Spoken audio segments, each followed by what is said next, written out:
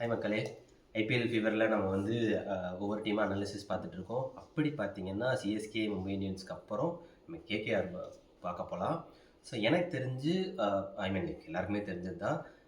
KKR வந்து அதிக பர்ஸோட action போனாங்க. நல்ல பெஸ்ட் ப்ரைஸ் பண்ணியிருக்காங்கன்னு நான் நினைக்கிறேன். ஆனால் இருக்கிறதுலேயே காஸ்ட்லியஸ்ட் பை கேமரான் கிரீன். அவ்வளோ ப்ரைஸ் கொடுத்து அவர் வந்து ஒர்த்தா இல்லையான்னு ஐபிஎல் நம்ம ஸ்டார்ட் பண்ணும்போது தான் தெரியும். எனக்கு தெரிஞ்சு அவ்வளோ ஒர்த்து இல்லைன்னு நான் நினைக்கிறேன் கேமரான் கிரீனுக்கு. ஏன்னா ஒரு பெரிய ஃபார்மில் ஒன்றும் இல்லை, பவுலிங் போடுவாரான்னு தெரியாது. முக்கியமாக இன்ஜுரி கன்சர்ன். ஏன் இந்த இன்ஜுரி கன்சர்ன் சொல்கிறேன்னா, முக்கால்வாசி பிளேயர்ஸ் வந்து பவுலிங் டிபார்ட்மெண்ட்டில் ஆள் இல்லாமல் போயிடுச்சு கேகேஆர். யாருன்னு பார்த்தீங்கன்னா ஃபஸ்ட்டு முஸ்தபிசூர் அவர் பேனே பண்ணிட்டாங்க. செகண்டு பார்த்தீங்கன்னா பத்திரனா அவர் வருவாருன்னு சொல்கிறாங்க. எந்த அளவுக்கு அது வந்து நிதர்சனம்னு தெரியாது. ஸோ பத்திரனா வந்து injury concern. Akashdeep injury concern. Harshit Rana world கப்புக்கு முன்னாடியே அவர் வந்து அவுட். ஸோ அவரும் இல்லை. ஸோ டெத் பவுலருக்கு ஆள் கிடையாது. ஸோ பார்த்தீங்கன்னா கேகேஆர்னு சொல்கிறத விட இன்ஜுரி கேகேஆர் தான் சொல்லணும். அந்த அளவுக்கு மோசமான பொசிஷனில் இருக்காங்க. ஸோ வாங்க எப்படி அந்த டீமோட ஸ்ட்ரென்த் அண்ட் வீக்னஸ் பார்க்கலாம். ஸ்ட்ரென்த்துன்னு பார்த்தீங்கன்னா எனக்கு தெரிஞ்ச அந்த டாப்போட ஸ்ட்ரென்த்துங்க. ஏன் அப்படி சொல்கிறேன்னா, 2 பெரிய பை பண்ணியிருக்காங்க. யாருன்னு பார்த்தீங்கன்னா டிம் சைஃபர்டும் ஃபின் ஆலன். இந்த தடவை பார்த்தீங்கன்னா மொரட்டு ஃபார்மில் இருந்தாங்க 2 பேருமே. அடி தம்சம் பண்ணியிருந்தாங்க எல்லா டீம் கூடயுமே. ஸோ அங்கே 2 பேரையுமே ஆட வைப்பாங்களான்னு எனக்கு தெரியாது. பட் 2 பேருமே சூட்டட். ஏன்னா இந்தியன் பிச்சர்ஸை நல்லா தெரிஞ்சு வச்சுருப்பாங்க. இப்போது வேர்ல்டு கப்பில் ஆடிட்டு போய் கண்டிப்பாக சொல்கிறேன், அவங்க வந்து நல்ல நல்ல டாப் ஆர்டர் கொடுப்பாங்க. அது போக ரகுவன்ஷி, அப்புறம் வந்து வேறு யார், ரகுவன்ஷி, ரிங்கு சிங், ரமன்தீப் சிங், நிதிஷ் ராணா இல்லை சாரி. ஸோ இவங்கெல்லாம் இருக்காங்க. இவங்கெல்லாம் பார்த்தீங்கன்னா அதுதான் சொல்கிறேன்ல, இந்தியன் பிச்சர்ஸுக்கு ஏற்ற மாதிரி எடுத்து வச்சுருக்காங்க ஒரு டாப் ஆர்டர் ஃபுல்லாக. இதில் சுனில் நரேனா ஆட வைப்பாங்களா இல்லையான்னு எனக்கு தெரியலை. ஏன்னா டாப் ஓப்பனிங் இல்லை. ஏன்னா already dim Seifert, Finn Allen இருக்காங்க.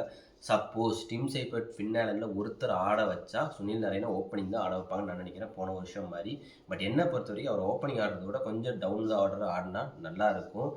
அப்புறம் முக்கியமாக ஆண்ட்ரே ரசல் வெளியே போயிட்டார். ஸோ அந்த ஃபினிஷிங் ரோலை ரிங்கு சிங் தான் பார்த்துக்கணும், வேறு வழியே கிடையாது. அந்த இடத்துல ரமன்தீப் சிங் இருக்காங்க. அனுகுல் ராய் டெரிஃபிக் ஃபார்மில் இருக்கார். ஸோ எனக்கு தெரிஞ்ச எல்லா டிபார்ட்மெண்ட்ஸ்லேயும் அவர் பெர்ஃபார்ம் பண்ணுவார்னு நினைக்கிறேன். ஸோ அவரை வந்து ஸ்டார்டிங்லேருந்தே ஆட வச்சிடணும். கொஞ்சம் மிஸ் பண்ணாலுமே டீம் பேலன்ஸ் போயிடும்.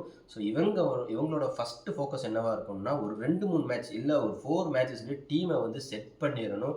ஏன்னா நிறைய நான் சொன்னேன்ல, இன்ஜுரி கன்சர்ன்னால நிறைய பேர் வெளியே போயிட்டாங்க டவுன் த ஆர்டர். பவுலிங் யாருமே கிடையாது. சுனில் நரேன், வருண் சக்கரவர்த்தி ஒரு 8 ஓவர் போடுவாங்கன்னு வைங்க. ஆனால் அதுலேயும் ஒரு கன்சர்ன் இருக்குது. வருண் சக்கரவர்த்தியை இப்போ எல்லாருமே கணிச்சு ஆட ஆரம்பிச்சிட்டாங்க.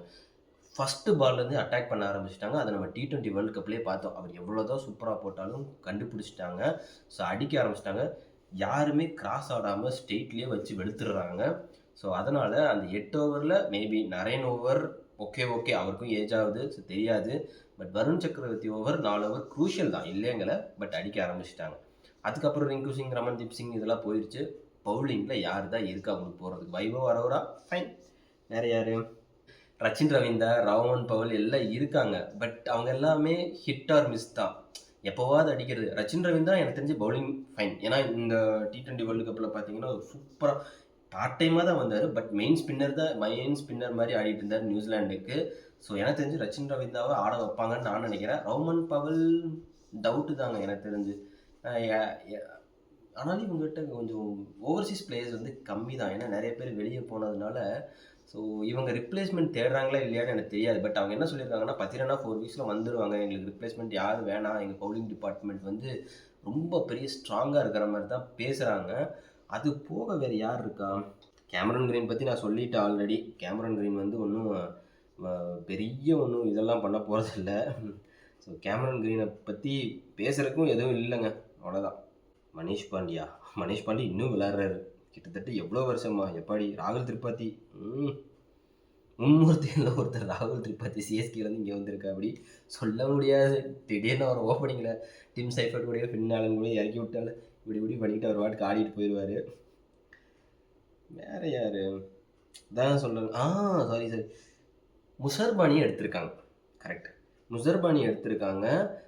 எனக்கு தெரிஞ்சு அவர் நல்ல பவுலருங்க. ஜிம்பாப்வே வந்து one of the top most ஃபைண்டுன்னு நான் சொல்லுவேன். நல்ல இந்தியன் பிச்சஸில் நல்லாவே போட்டிருக்காரு. ஸோ இவங்க குவாலிஃபை ஆவாங்களா இல்லையான்னு கேட்டிங்கன்னா, என்னைய பொறுத்தவரைக்கும் நான் சொல்கிறேன், இவங்க வந்து குவாலிஃபை ஆக மாட்டாங்கன்னு நான் நினைக்கிறேன்.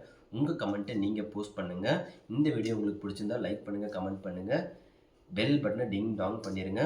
உங்கள் கமெண்ட்டை முக்கியமாக போஸ்ட் பண்ணுங்கள், சப்ஸ்கிரைபும் பண்ணிடுங்க. ஏன் சொல்கிறேன்னா, கமெண்ட் போஸ்ட் பண்ணிங்கன்னா தான் டிஸ்கஷன் போகும். டிஸ்கஷன் போனால் தான் மேபி நான் கூட ராங்காக இருக்கலாம். அதனால தான் சொல்கிறேன், கமெண்ட் போஸ்ட் பண்ணுங்கள். மறக்காமல் சப்ஸ்கிரைபும் பண்ணுங்கள். பை மக்களே.